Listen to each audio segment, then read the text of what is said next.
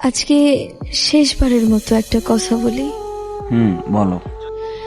যদি আমাকে ছাড়া আপনি ভালো থাকতে পারেন তাহলে আমি আপনার ভালো থাকা নষ্ট করতে চাই না।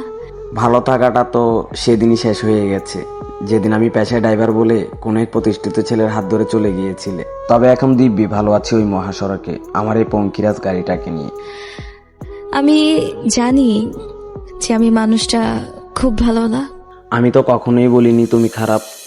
তুমি যেদিন আমার হাত ছেড়ে অন্য কারো হাত ধরে চলে গিয়েছিলে সেদিন একটা বাচ্চা ছেলের চেয়েও বেশি কান্না করে তোমাকে আমি রাখতে চেয়েছিলাম, কিন্তু তুমি যখন থাকারই পাত্রী না, তাই তোমাকে আমি হাসি মুখে বিদায় দিয়েছি। একটা কথা হয়তো ভালো করেই জানেন যে আমি আপনাকে কতটা ভালোবাসি।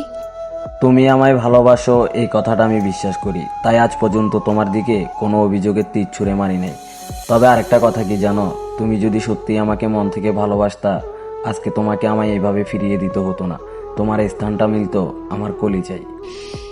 কোনোদিনও ভাবিনি যে আপনি এইভাবে আমাকে পর করে দিবেন। আমি তো চাইনি কখনো তোমাকে পর করে দিতে। আমি চেয়েছিলাম সারাটি জীবন তোমাকে আমার বুকে আগলে রাখতে।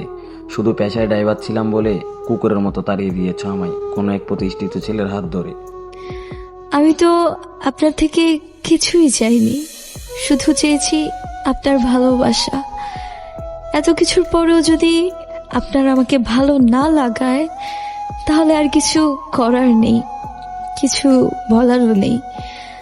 আর লাগবে কিভাবে আপনি অন্য কারো জানা সত্ত্বেও যে আমি আপনাকে চাইছি।